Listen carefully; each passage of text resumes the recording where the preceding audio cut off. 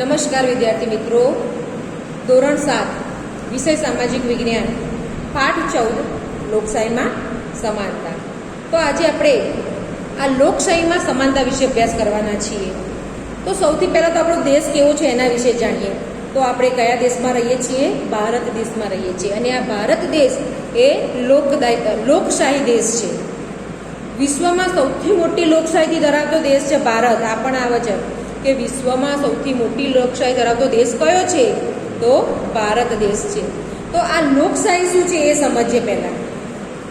કે લોકશાહીની અંદર લોકો જ, ભારત દેશના લોકો પોતાના માટે જ અને પોતાના દ્વારા શાસનને ચલાવે છે. બરાબર. રાજાશાહી અને લોકશાહી બે હોય. અમુક જગ્યાએ રાજાશાહી પણ ચાલે છે અમુક દેશોની અંદર. તો વર્ષો પહેલાં ભારત દેશની અંદર પણ રાજાશાહી હતી. પછી ભારત દેશે લોકશાહી દેશ બન્યો. તો રાજાશાહી શાસન હોય એટલે રાજાઓ શાસન ચલાવતા હોય. પણ આ લોકશાહી દેશમાં નાગરિકો દ્વારા જ, એટલે કે લોકો માટે, લોકો દ્વારા, લોકો વડે ચાલતું શાસન એને લોકશાહી કહેવામાં આવે છે. એક વાક્યની અંદર પ્રશ્ન પૂછાય કે લોકશાહી એટલે શું? તો લોકશાહી એટલે જે અમેરિકાના પ્રમુખ છે અબ્રાહમ લિંકન, અમેરિકાના પૂર્વ પ્રમુખ જે થઈ ગયેલા છે, એમને મત અનુસાર એમને એવું નક્કી કર્યું છે કે લોકશાહી એટલે શું, લોકશાહી શબ્દનો અર્થ શું છે. એમને એવું નક્કી કર્યું તો લોકોનું, લોકો માટે, લોકો દ્વારા ચાલતું શાસન એને લોકશાહી કહેવામાં આવે છે. આ લોકશાહી એટલે જેમાં લોકોએ મતાધિકારનો કે મત આપવાનો અધિકારનો ઉપયોગ કરીને પોતાના પ્રતિનિધિઓને ચૂંટે છે અને એ પ્રતિનિધિઓ દ્વારા લોકોની ઈચ્છા પ્રમાણે વહીવટ થતો હોય છે. તો એવી વ્યવસ્થાને લોકશાહી શાસન વ્યવસ્થા કહેવામાં આવે છે. કે આ લોકશાહી એટલે શું? તો લોકશાહી એટલે જેમાં લોકોએ, દેશના લોકોએ મત આપીને 18 વર્ષથી મોટી ઉંમરની નાગરિકને મત આપવાનો અધિકાર મળેલો હોય છે. તો એ મત આપીને, મતાધિકારનો ઉપયોગ કરીને ચૂંટેલા પ્રતિનિધિઓ કે જે લોકો વહીવટ કરવા માટે ઊભા છે, તો એવા લોકોને આપણે ચૂંટીએ છીએ ચૂંટણી દ્વારા. તો ચૂંટેલા પ્રતિનિધિઓ દ્વારા લોકોની ઈચ્છા પ્રમાણે જે વહીવટ ચાલતો હોય છે એવી શાસન વ્યવસ્થાને આપણા ભારત દેશમાં લોકશાહી શાસન વ્યવસ્થા કહેવામાં આવે છે. તો સમજાઈ ગયું લોકશાહી કોને કહેવાય. હવે આપણે આપણા પાઠમાં જઈએ કે ભારત એક લોકશાહી દેશ છે. મોસ્ટ આઈએમપી ખાલી જગ્યા. વિશ્વમાં સૌથી મોટી લોકશાહી ધરાવતો દેશ કયો? તો ભારત. તો સૌથી મોટી લોકશાહી ધરાવતા આપણા દેશના સંચાલન માટે શેની જરૂર પડી? તો બંધારણની જરૂર પડી. બંધારણની રચના કરવાની જરૂર પડી. તો બંધારણની રચના વિશે પણ એક પ્રશ્ન આવે છે કે કેવી રીતે, શા માટે બંધારણની રચના કરવામાં આવી? તો બંધારણ દ્વારા જ દેશનું વ્યવસ્થિત સંચાલન થઈ શકે.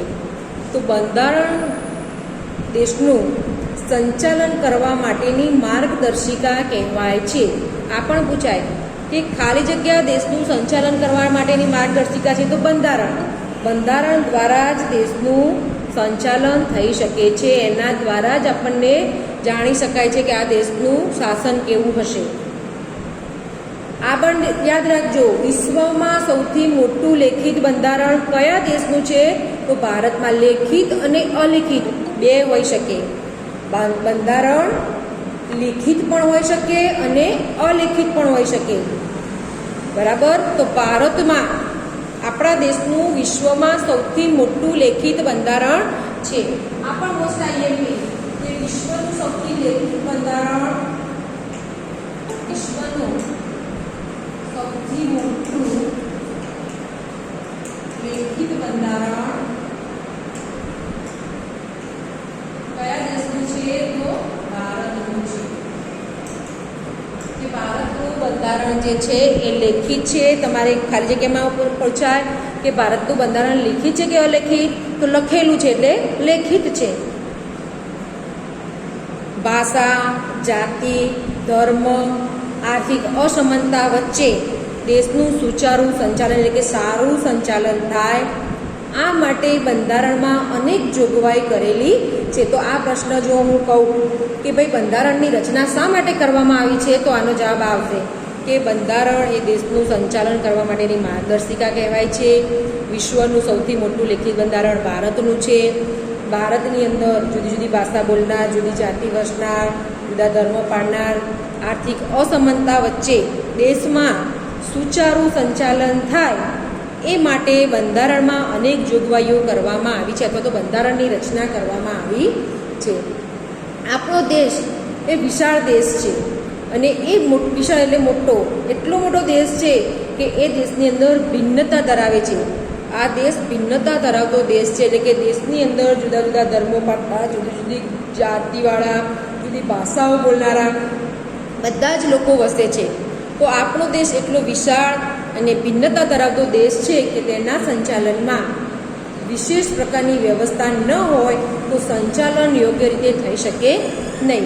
દેશ વિશાળ છે, એમાં ભિન્નતા ધરાવતો દેશ છે, ધાર્મિક ભિન્નતા ધરાવતો દેશ છે કે ભાઈ જુદી જુદી જાતના લોકો વસે છે, જુદી જ્ઞાતિના, જુદી ભાષા બોલનારા, આ બધા જ વસે છે. તો આ બધાના સંચાલન માટે એક વિશેષ પ્રકારની વ્યવસ્થા હોવી જરૂરી છે. જો ના હોય તો દેશનો વહીવટ સારી રીતે થઈ શકે નહીં. આપણા દેશમાં આર્થિક, સામાજિક, ધાર્મિક ભિન્નતા હોવા છતાં કે ભાઈ આર્થિક રીતે કે બધા એક સરખા છે નહીં, કોઈ ગરીબ છે તો કોઈ અમીર છે, કોઈ મધ્યમ વર્ગનું છે. તો આર્થિક, સામાજિક બધા સમાજના જુદા જુદા લોકો વસે છે, જુદા જુદા ધર્મો પાળતા વધે છે. તો આ બધી ભિન્નતા એટલે જુદાપણું, આ બધી જ ભિન્નતા હોવા છતાં સૌને સમાન તક મળી રહે છે. એટલે કે લોકશાહીમાં સમાનતા, કે ભારત દેશમાં દરેક લોકોને એક સમાન ગણવામાં આવે છે. તે માટે બંધારણ તૈયાર કરવા સૌએ ધ્યાન રાખ્યું છે કે ભારત દેશમાં બંધારણ ઘડનારા ઘડવૈયાઓ ઘણા બધા છે. તો આ બધાએ બરાબર ધ્યાન રાખીને બંધારણની રચના કરી છે. હવે સમાનતા એટલે શું જોઈએ? આપણે લોકશાહી સમજી ગયા, હવે સમાનતા.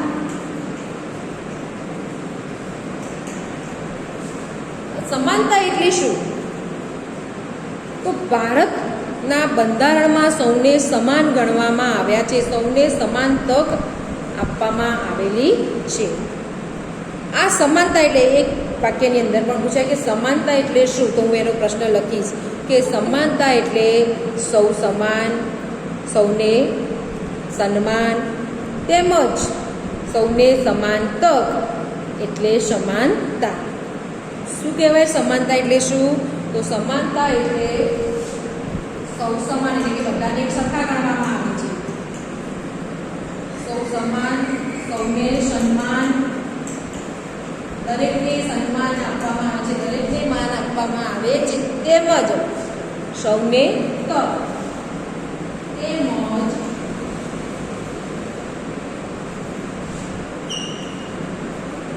સૌને તક મળે તેને સમાનતા કહેવામાં આવે છે.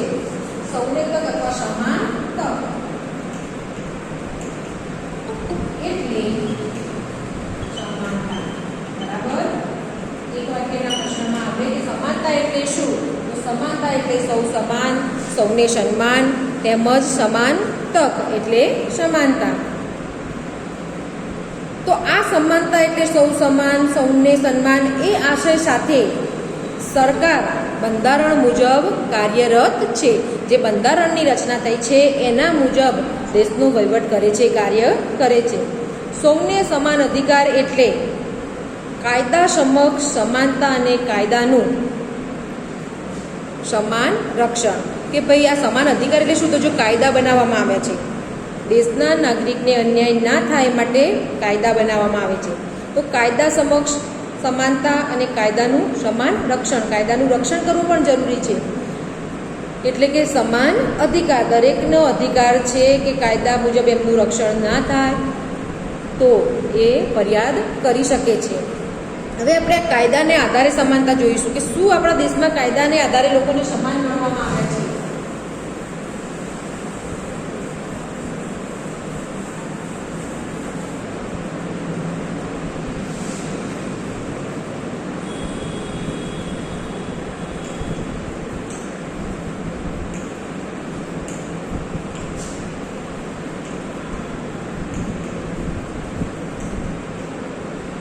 કાયદાને આધારે સમાનતા, તો ભિન્ન ભિન્ન ધર્મની વ્યક્તિઓમાં સમાનતા છે કે બધા જુદા જુદા ધર્મ પાળતા લોકો ભારતમાં વસે છે, છતાં પણ દરેક વ્યક્તિ એક સમાન છે. બરાબર. તો શું આવશે? જુદા જુદા ધર્મની વ્યક્તિઓમાં સમાનતા. પહેલું છે કે ભિન્ન ભિન્ન ધર્મની વ્યક્તિમાં સમાનતા. ભારતની અંદર જુદા જુદા ધર્મની વ્યક્તિઓ વસે છે, છતાં પણ એક સમાન છે. પછી ભાષા કે બોલીને આધારે સમાનતા. જુદી જુદી ભાષા બોલનારા, જુદી જુદી બોલી બોલનારા વસે છે, છતાં પણ બધા એક સમાન છે. તો ભાષાને આધારે સમાનતા. ભાષા કે બોલી, ભાષા કે બોલીને આધારે સમાનતા.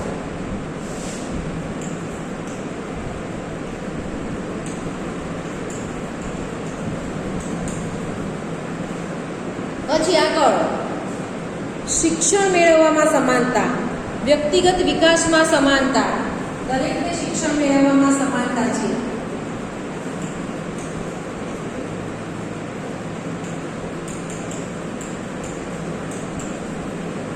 શિક્ષણ મેળવવામાં સમાનતા, વ્યક્તિગત વિકાસમાં સમાનતા, લિંગ આધારિત સમાનતા, વ્યક્તિગત પોતાના વ્યક્તિગત વિકાસમાં પણ સમાનતા.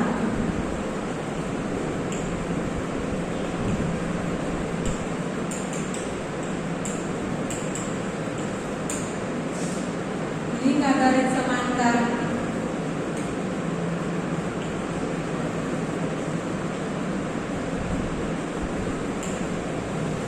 વ્યક્તિગત સમાનતા, લિંગ આધારિત સમાનતા, વિચારોની અભિવ્યક્તિમાં સમાનતા. આ બધી જ કાયદાના આધારે ભારત દેશના લોકોને સમાનતા મળેલી છે. એટલે જ સમજાવું તમને કે ભિન્ન ભિન્ન ધર્મની કે જુદા જુદા ધર્મ પાળતી વ્યક્તિઓને પણ સમાન ગણવામાં આવે છે. જુદી ભાષા બોલનારા લોકોને પણ સમાન ગણવામાં આવે છે. શિક્ષણ મેળવવામાં પણ સમાનતા. દાખલા તરીકે આપણે મહેસાણામાં ભણીએ છીએ, બરાબર. હવે તમારે આગળનું ધોરણ મહેસાણા છોડીને બીજા શહેરમાં ભણવા જવું હોય તો તમને દાખલા તરીકે અમદાવાદ જવું છે તો તમે જઈ શકો છો. કેમ? તો તમને આ અધિકાર મળેલો છે કાયદાના આધારે. પછી તમને ત્યાં અમદાવાદવાળા એવું ના કે ભાઈ અમે તમને એડમિશન આપીશું નહીં, એવું થાય નહીં. તો શિક્ષણ મેળવવામાં પણ સમાનતા. પછી વ્યક્તિગત વિકાસમાં પણ સમાનતા કે ભાઈ આપણો પોતાનો વિકાસ આપણને જેમ યોગ્ય લાગે એમ આપણે કરી શકીએ, એ આપણને સમાનતા મળેલી છે. લિંગ આધારિત સમાનતા, વિચારોની અભિવ્યક્તિમાં સમાનતા. તો આ કાયદાના આધારે મળેલી સમાનતા છે. સમજાઈ ગયું? આગળ એક વાર્તા જેવું છે.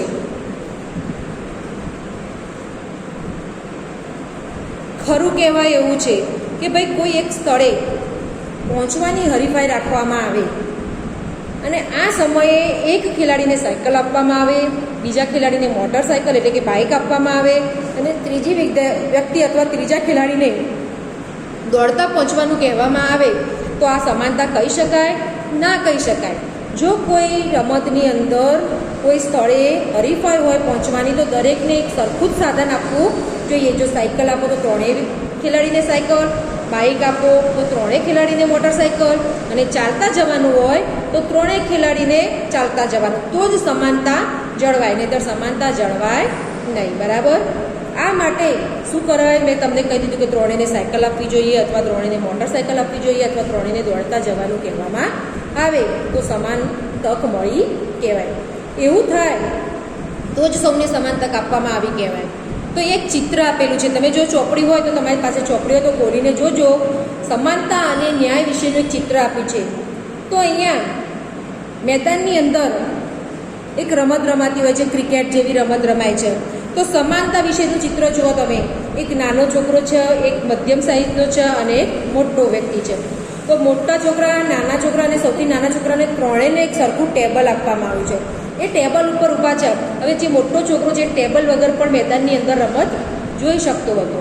બીજા નંબરનો છે એને ઊંચું થઈને જોઈ શકાય અને ત્રીજા નંબરનો છે તો જોઈ શકે જ નહીં. તો શું કર્યું? ત્રણેયને ટેબલ આપ્યું તો સમાનતા જળવાઈ નહીં. આ ચિત્રમાં સમાનતા જળવાઈ નહીં. પણ જો બાજુનું ચિત્ર જેમાં ન્યાય મળ્યો છે, જે મોટો છોકરો છે એને ટેબલ આપવામાં આવ્યું નથી. એ ટેબલ વગર પહોંચી શકે છે, દિવાલથી ઊંચે જોઈ શકે છે બોર્ડરની બહારથી.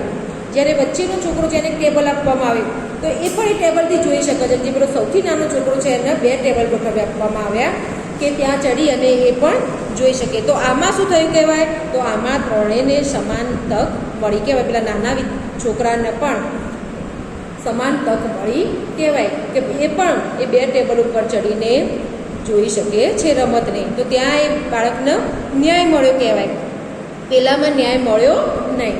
બરાબર? તો આપણે આ સરળતાથી સમાનતા અંગે સમજી શક્યા. અહીં સુવિધા પૂરી પાડવી, એની સાથે એનો યોગ્ય રીતે અમલ કરી શકાય તો જ સમાનતા પ્રાપ્ત થાય. અહીંયા ભાઈ સુવિધા પ્રાપ્ત કરી, ટેબલ આપ્યું, પણ જેને જરૂર નથી એને પણ ટેબલ મળ્યું તો ત્યાં સમાનતા ના જળવાય. પણ પેલા નાના બાળકને 2 ટેબલ આપ્યા, પેલા બીજે વચ્ચેનો છે એને નાનું ટેબલ એક જરૂર એ આપ્યું તો એમાં સમાનતા પ્રાપ્ત થઈ કહેવાય. તો એનો યોગ્ય રીતે અમલ કરવામાં આવ્યો. આમ જોવા જોઈએ તો સમાનતા એટલે સૌને માટે સરખું, એ આપણે કાયદામાં જોગવાઈ થઈ છે. તો ત્યાં ત્રણેયને ટેબલ આપ્યું તો આમ તો ત્રણેય માટે સરખું જ છે, ભાઈ એ હકદાર છે. તો સમાનતા એટલે સૌને માટે સરખું, સૌને સમાન તક. ભણવા તો શેમાં સમાન તક? તો ભણવા માટે, પોતાના વિકાસ કરવા માટે, ધંધા રોજગાર માટે, વિવિધ ધર્મો માનનાર સૌ માટે ભારત દેશના બંધારણમાં સમાનતાનો અધિકાર મહત્વનો છે. આવો પણ પ્રશ્ન આવે છે કે કયો અધિકાર મહત્વનો છે? તો સમાનતાનો અધિકાર મહત્વનો છે. સમાનતાનો અધિકાર શા માટે મહત્વનો છે? તો જોઈએ આપણે કે આપણા વિકાસ માટે, આપણા વિકાસ સાથે સૌનો સર્વાંગી એટલે કે બધાનો વિકાસ થાય. સૌના સર્વાંગી વિકાસ દ્વારા દેશના વિકાસ માટે આપવામાં આવેલ સમાનતાનો અધિકાર મહત્વનો છે. આવો પ્રશ્ન આવે છે કે સમાનતાનો અધિકાર શા માટે ખૂબ મહત્વનો છે? તો આપણા વિકાસ સાથે દેશનો પણ, દેશના સૌ લોકોનો સર્વાંગી વિકાસ થાય એ માટે આપવામાં આવેલ સમાનતાના અધિકાર ખૂબ મહત્વનો અધિકાર છે. અને આપણા સ્વમાનને જાળવી રાખવા માટે પણ સમાનતાનો અધિકાર ખૂબ જરૂરી છે. તો આપણે આજે લોકશાહી એટલે શું, સમાનતા શું એ વિશે ભણ્યા. નવો ટોપિક આપણે નેક્સ્ટ વિડીયોમાં જોઈશું. Thank you.